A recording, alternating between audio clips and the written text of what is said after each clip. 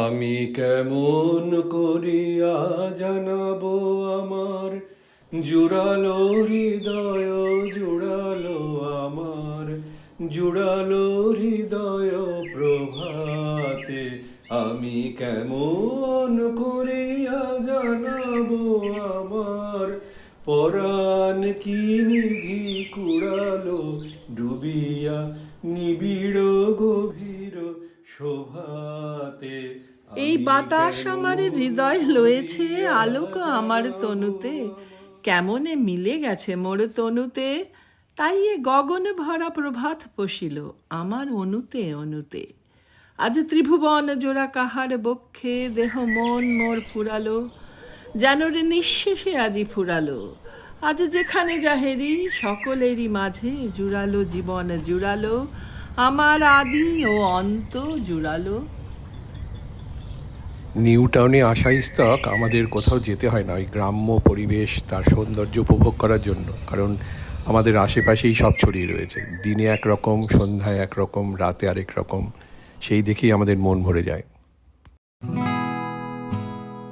Salt Lake sector 5-এর গায়ে যে বিশাল একটা ওয়াটার বডি আছে, সেইখানটায় আমরা এসেছি।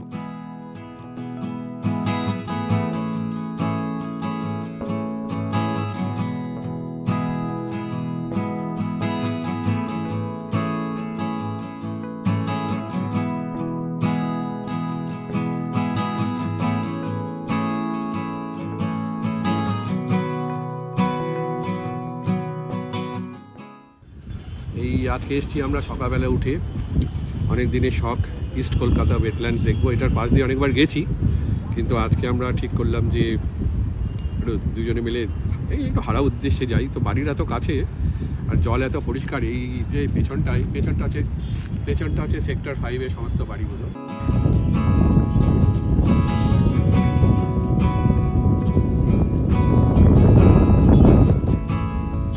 বলো কিছু।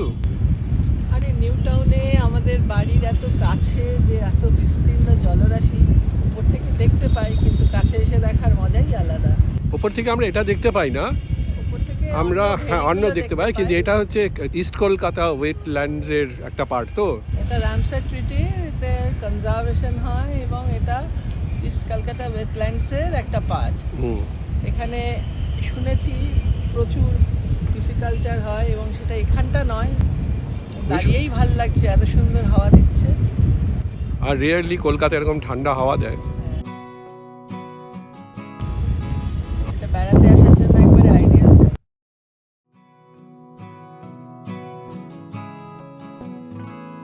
কিছুটা হেঁটে অনেকটা ভেতরে, এখান থেকে ওয়েটল্যান্ড বস্তুটা যে আসলে কি সেটা বেশ ভালোই বোঝা যাচ্ছে। ভেরি থেকে জল পুরোটা বের করে আবার মাছ চাষের প্রস্তুতি চলছে। লোকাল একজনকে জিজ্ঞেস করলাম, তিনি তাই বললেন। শীতের সকাল, কুয়াশা, জল, গাছ, হালকা রোদ, সব মিলিয়ে বেশ সুন্দর, বেশ মনোরম যাকে বলে। পাম্প করে একটা পুকুর পুরো খালি করা হচ্ছে, সেখান থেকে জল বের করে আবার সেখানে জল ভরে মাছের চাষ হবে।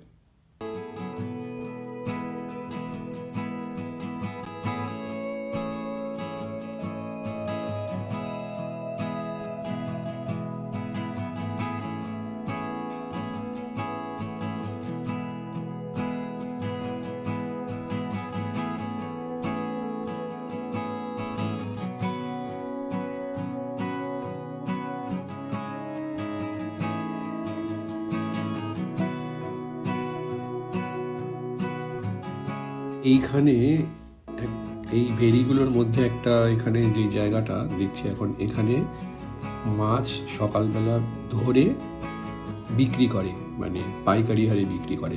ইন্ডিভিজুয়াল লোককে, মানে আমাকে বা অন্য কাউকে দেবে না, কিন্তু তখন নাকি দেখতে বেশ ভালোই লাগে। কিন্তু সেটাই শীতকালে সকাল 7টার মধ্যে আসতে হবে। আমি জানি না সেটা হয়ে উঠবে কিনা কোনো দিন। তবে মাছ ধরার আনন্দটা আমরা নেব, সেটা এই ভিডিওটা শেষের দিকে, মানে এর পরের পার্টে আছে।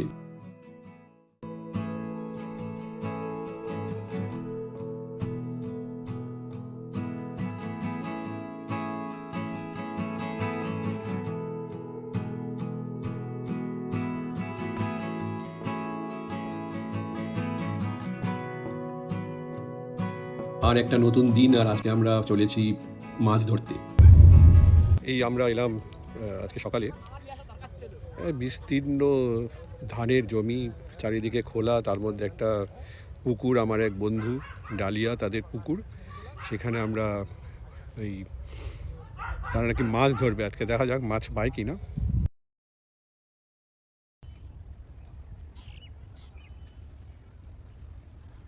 আমার খুব কবিতা পাচ্ছে যাকে বলে এই সুন্দর দৃশ্য দেখে। সে ছিল না, এ কি অপরূপ রূপে মা তোমায় হেরিনু পল্লী জননী, ফুলে ও ফসলে কাদা মাটি জলে ঝলমল করে লাবণী।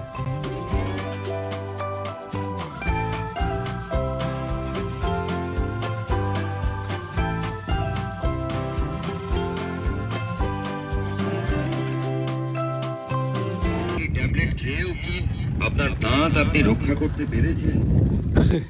চলমান বিজ্ঞাপন, দাঁতের ব্যথার ওষুধ টষুধ কিছুর একটা বিজ্ঞাপন দিতে দিতে চলেছে।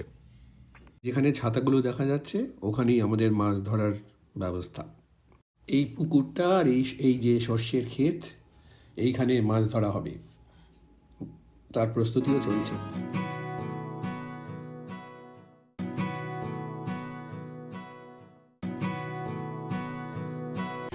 নীল দিগন্তে ওই সূর্যের আগুন লেগেছে, সর্ষে ক্ষেতে ঢেউও আছে, যদিও দিগন্ত ততটা নীল নয়, কারণ শীতের কুয়াশায় বেশ আবছা আবছা, সেটাও সুন্দর।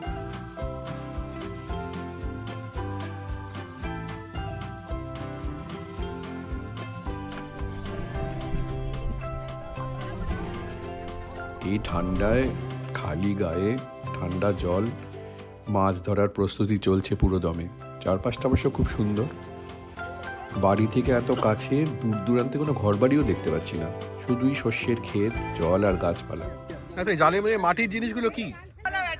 ওই যে মাটির গোল গোল জিনিসগুলো কি? এটা হ্যাঁ, এটা জালের শোলা, জালটা ভাসার জন্য ওটা ভাসবে। ও, ওটা মানে ভাসিয়ে রাখবে জালটাকে। জালটাকে ভাসিয়ে দেয়। ও, অপূর্ব। আরে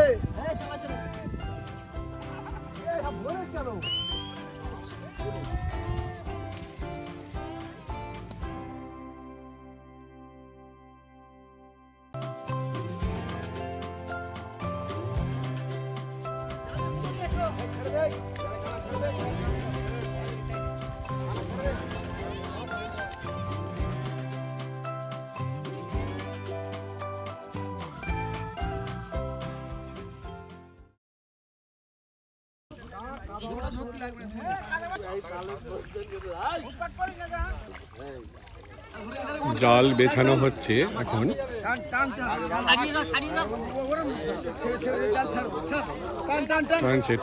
টানছে ওই দিক থেকে, টানছে দুদিক থেকে, জালটাকে বেছাচ্ছে এইভাবে। ও একদিকে টানছে আর ওই আরেকজন টানছে ওই যে ওই দিক থেকে, তো দুটো এন্ড থেকে দুজন টানছে।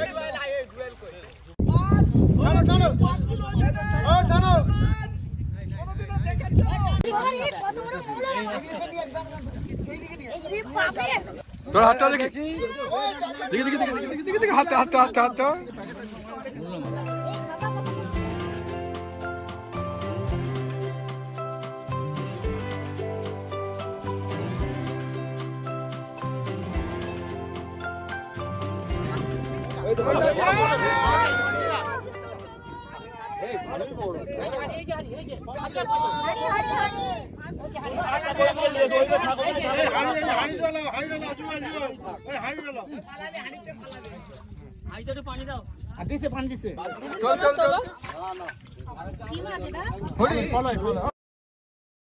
একটা ফলুই, আমি বলি ফলি, একটা ফলি মাছ, শোল, আরও দু একটা মাঝারি সাইজের মাছ পাওয়া গেছে। কিন্তু খুব বেশি করে যেটা পাওয়া গেল এই হাঁড়িতে যেটা দেখা যাচ্ছে সেটা হলো ছোট মাছের, নানা রকম ছোট মাছের একটা মিশ্রণ, আর জমিয়ে মানে ভাজা খাওয়া যাবে।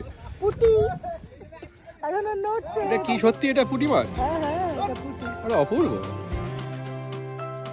দৌড়ে দৌড়ে আসছে ওই একটা মাছ পেয়েছে, মানে এত উত্তেজিত আমাদের দেখানোর জন্য এই ঠান্ডার মধ্যে খালি গায়ে। কি কাঁকড়া তুলেছিস রে? এটা কি রাম, কোথা থেকে ধরে আনছিস রে? আর তোর নামটা কি? এক গাদা চুনো মাছ, সেগুলো ভাগাভাগি চলছে এখন, 6-7টা ভাগ হবে। ভাগের মাছ টাছ নিয়ে খুব আনন্দ করে এবার আমরা ফেরার পথে। শেষ করার আগে ইস্ট কলকাতা ওয়েটল্যান্ডস নিয়ে একটু না বললে অন্যায় করা হবে, আর যার নাম না নিলে অন্যায় হবে খুব বেশি, তিনি ধ্রুবজ্যোতি ঘোষ। আর উনি একদম নিজের জীবনটা দিয়ে দিয়েছিলেন এই ইস্ট কলকাতা ওয়েটল্যান্ডসের জন্য।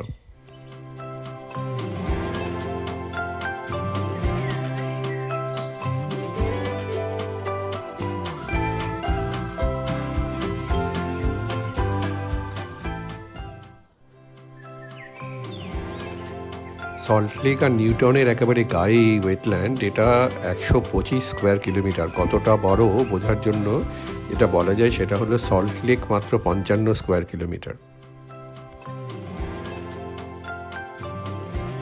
কলকাতাকে পরিষ্কার রাখার জন্য এই ওয়েটল্যান্ডের যা অবদান সে ভাবা যায় না।